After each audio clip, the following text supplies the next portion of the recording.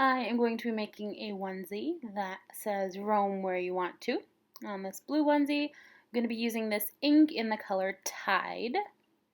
So I'm going to take my transfer and peel off that backing sheet, put it to the side, and I'm going to do my best to center my transfer onto my onesie. Right now I have a mat underneath it to keep the ink from going through to the other side of the onesie.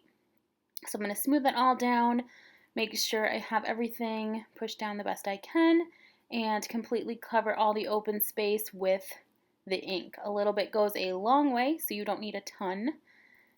Just making sure that I cover everything without making too much of a mess. Once I have everything covered, then I'm going to scrape off all the excess ink and then pull off my transfer carefully, trying not to put ink where it doesn't belong.